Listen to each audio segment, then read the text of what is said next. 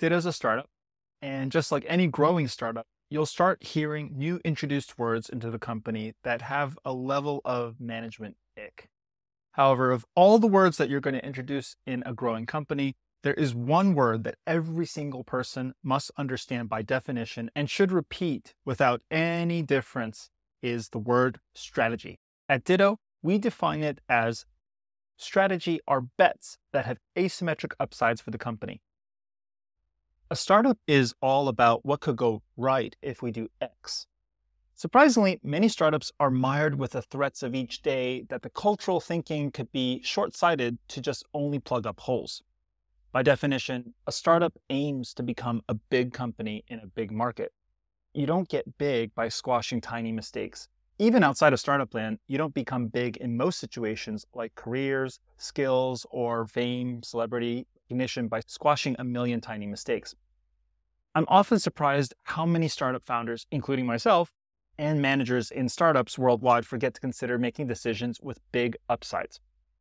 Our team at Ditto uses this definition to evaluate each plan offered by executives, management, staff positions, by using a framework to say, yes, let's do this decision, or no, let's not. Like anything in life, you're not guaranteed that you'll make every big bet, or that each bet will even pan out, even if you're making the correct bet. It's so widespread to think about the number of times you might get decisions to be correct, but not the magnitude or the multiplying effect of those handful of decisions. Remember, the multiplying factor or the magnitude is what determines that asymmetric upside.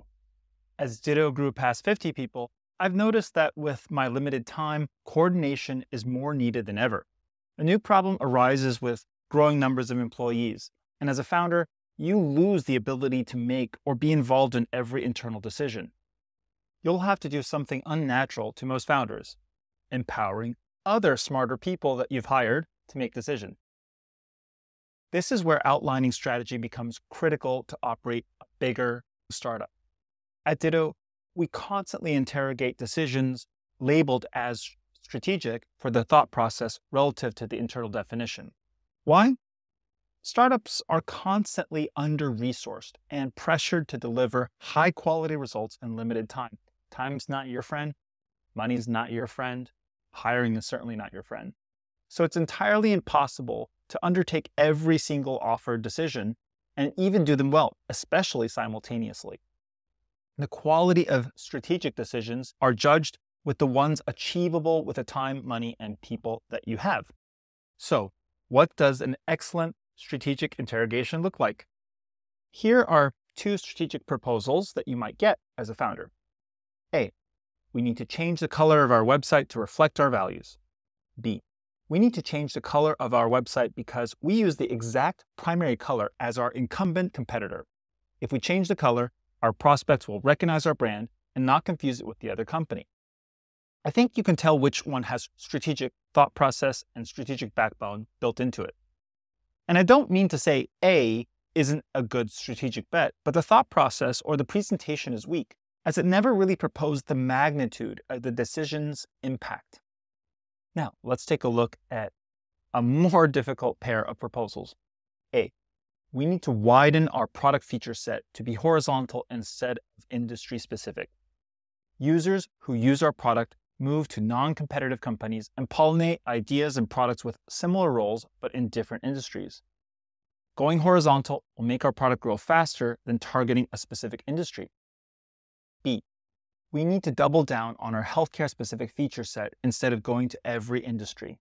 With only a small sales and marketing team, we can quickly attend every healthcare conference and webinar and get proper introductions to our prospective users. Once we win with healthcare logos, we gain credibility to scale quickly to prospects in every other industry. Now, these two decisions are much harder to make, right? There are big decisions that every top executive must make. And oftentimes, these decisions change the entire fate of the company. If you were put in the seat to decide between a horizontal go-to-market versus an industry-specific go-to-market strategy, I'm sure you'd sweat your pants off. Counterintuitively, humans, when presented with very, very big decisions, can often make these decisions with a lens of risk aversion, which I think can be a very big mistake. Remember when I said that strategic decisions are all about those asymmetric upside bets? Yes.